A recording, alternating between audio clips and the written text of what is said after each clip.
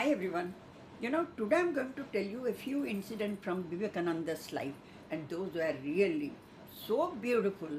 Though I read it from some other sites, I thought that why these beautiful stories should be limited within that space. Let me speak in storytelling so that everybody will come to know. Well, at least I like that, so I wish to share it with all of you. So, only a few. Well, Swami Vivekananda, whenever you are taking his name, a serious image emerges in our mind, in our heart. But besides that, he had also um, other aspect also. Like sometimes he used to speak some serious matter in such a hilarious and light-hearted manner that you can't believe. So let me tell you one thing. Every time he used to shave his beard on his own, means he was not going to any barber shop. Now, at that time he was in Belur Math, and at that period people used to go to the barber shop for shaving, but he was not going. So that too he was shaving without looking at the mirror. One day a person came to him and asked him why he was not going to barber. Then he said, this habit I started, used to do myself when I was in USA, means in America. Now, then he told him one incident. He said, once I went to a barber shop in USA, in America. There, the barber refused to shave me because I waited and he didn't shave me. Then when I asked him, he said that, look, if I will shave you, then the white people will not come to me and they will boycott my shop. That's why I will not do that. From that day onwards, Swami Vivekananda came back and he shaved his beard on his own, and that too without looking at the mirror. Anyways, and this is one. And the second one, once he was traveling in a train, that time he was wearing a watch. He saw a group of girls were sitting nearby, and they were laughing, they are making fun, looking at him. And they wished to play a prank. So Vivekananda was wearing a watch. So these girls, they asked him to give the watch to them. And Vivekananda at that time kept silent as if he couldn't hear anything. He behaved like a deaf. And the girls, then he gestured, whatever they want, they should write it on a paper and give him. So the girls wrote on a paper. Yes, they also threatened him if he will not give the watch, they will call the police and they will say that he is harassing them. So thus Vivekananda gestured them to to write something on a paper and give it. They did that, and when they handed over the paper, Vivekananda called the police and gave the paper to him. So what clever he was. You know, uh, one day, Vivekananda, uh, Vivekananda was a voracious reader. Every time he was taking the large number of books from the library and used to return all the books in a very short time, within a very short time. So the library one was disgusted, and she thought that this man is not reading at all and returning everything.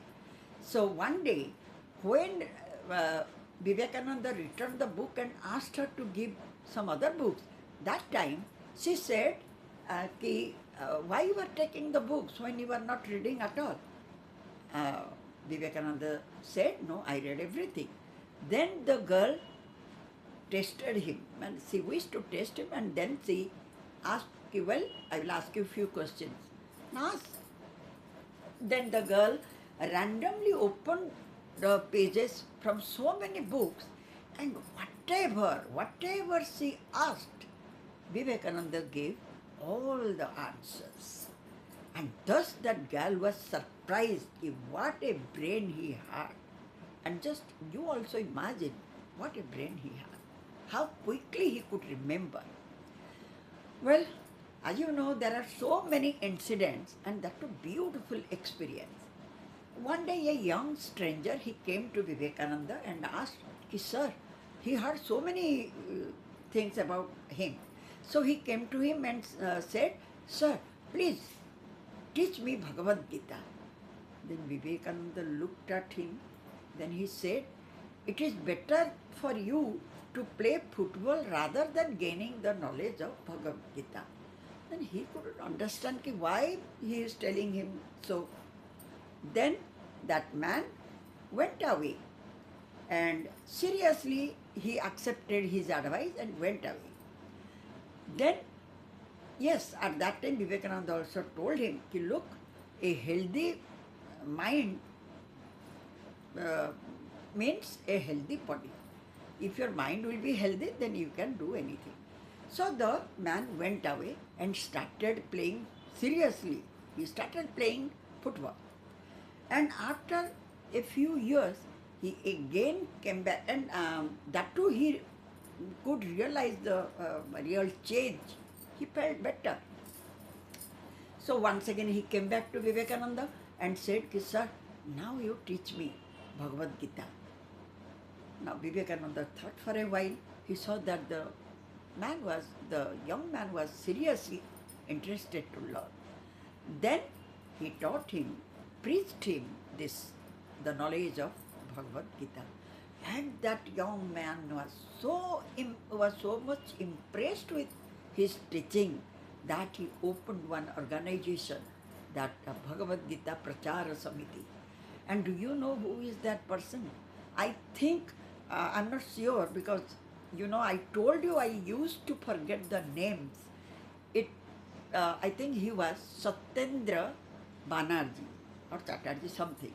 However, what I mean to say, if you are really interested to learn something, then you can learn it. That too, Vivekananda could well judged his mind, his physical strength, everything.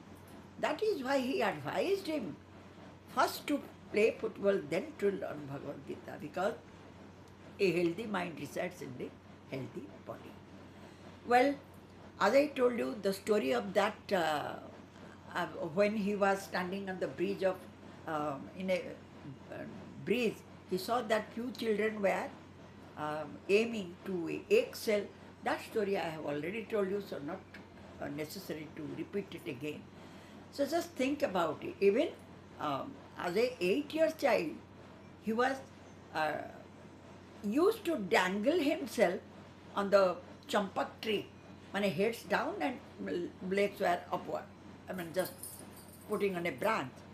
And that time he was only 8 years old. Whenever an old man was going and he saw that he was dangling, he told him not to do that, otherwise he will break his limbs. And a ghost is there. But he didn't listen to it, and when his friends told him, "Hey, why you are doing that? That grandfather told us not to do that. Come, you will break your limb." Then he said, "You are fools. Do you think that whatever others are telling, everything is correct? I don't believe any ghost, and I will be here and I will play. And if it would be true, then long back I would have broken my head." That means one 8-year child has that much of knowledge, and he was so witty that so quickly he could give some answer.